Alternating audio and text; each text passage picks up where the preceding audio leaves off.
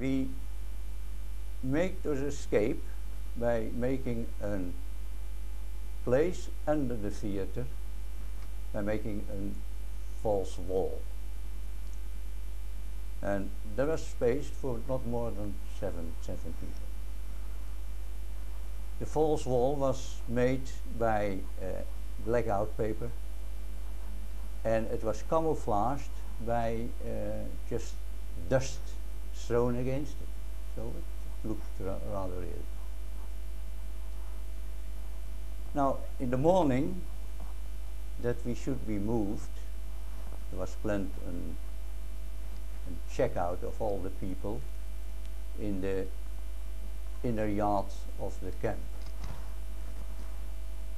So we said goodbye to the people from our room, and we went quietly down. And we tried to settle us there under the theater, under the stage. Then one of our helpers called out that the Germans were coming, and we had to move fast. Now that was only a few minutes we had, so we dived under the theater, and our luggage as well, and we laid around that opening that we used. And afterwards our companions came in, and they had the checkout just above us and make an awful lot of noise, and that gave us the time to crawl behind the wall, and that took a long time. I think it took us 2 or 3 hours to go there, not making too much noise. Then we stayed behind that wall till the end of the checkout. And in the evening they had found out that 7 officers were missing, 7 cadets were missing. So the first thing what happened was there came a Feldwebel and a captain came to check out. And that Feldwebel he was famous. He found out every escape. He was very famous for that. So that captain said 7 officers, not possible to escape in this camp. These cadets are here under this stage. He was sure it was. So they first tried to look under the stage, they didn't see it. Then the Feldwebel went under the stage, but it was a rather fat man and he couldn't go very far, and you heard already that he tried to find out with a stick. Then later on they came with a dog. They put a dog under the stage, but as the stage was about now say 60, 70 centimeters, the dog could move under the stage. But the same evening, about 3 or 4 times, the Feldwebel came back and tried measuring the distance and trying with his bayonet putting out. I had once the bayonet, you had to move aside. You had the bayonet too. So we waited another day. And we had the other briefing above us from the main camp. And at night we tried to get out. And we went to the far end of the camp where the main building, because the guards were away in our building, except the guard house, the guard room, was a barbed wire fence about 3 meters. And behind that a very long, very high wall, with barbed wire on top and glass on top. So we threw blankets over it, and I went first.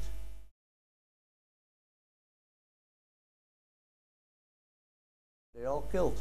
Oh, they were killed? They all killed. 3 are taken by the Germans and killed in a camp, and 2 were with the Russians and killed and brought to prison camps with the Russians, and where they died there.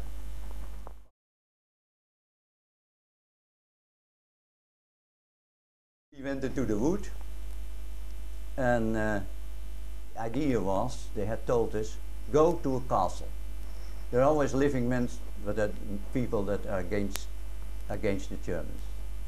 And at once we saw a castle at the last distance. I remember we crossed the river on a very long bridge, a very small long bridge, and we came to the castle, but it was an empty church. So we went on again, And we had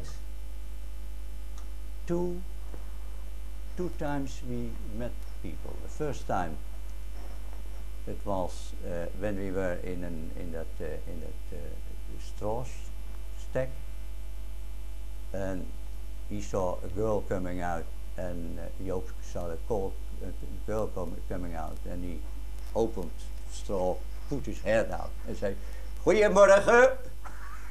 So the only thing what happened was she dropped her buckets, and when she went away we never saw her back. So we went on, and we came first by a family and then near a little village. And we went in, we got milk and everything.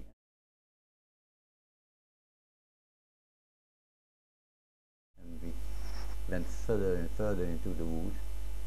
And then Joop said to me, no, in the wood, I see people. I said, Fata Morgana. No people, no person. I said, yes, true. And we were so tired that we walked 100 yards, rested, walked 100 yards, rested. And I said, yes, it's true. And he started to shout. And it was indeed. He said, yeah, you're right, there are people in that wood.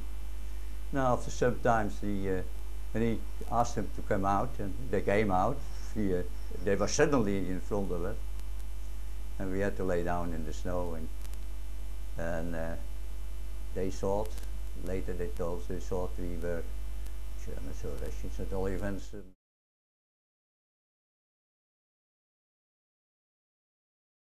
So they brought us to their main camp in the wood, and there they got under surveillance till their commander came. There was a big, huge fellow with all sorts of armament. He was heavily armed, and we met there as well that a doctor, a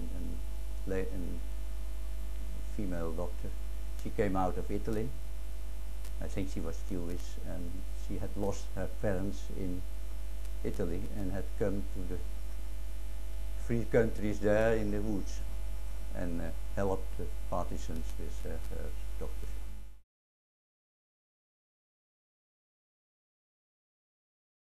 We were brought from farm to farm, walking and on sledges as well. Now then, after some travels, we met once the other Dutch officers in a farmhouse, and from there we were taken with them to the Hungarian border.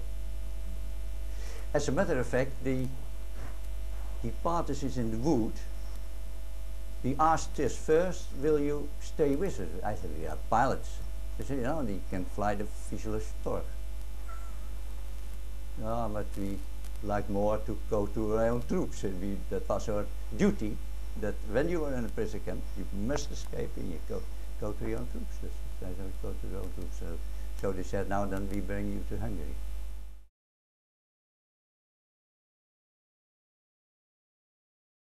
Now, the first impression was that we were very lucky, of course.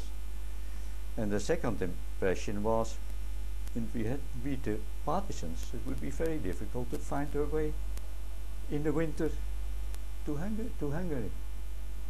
I think that was our our life and the success of escape was done by your people. Exciting experience, yeah. Yeah, and the people are kind and exciting experience.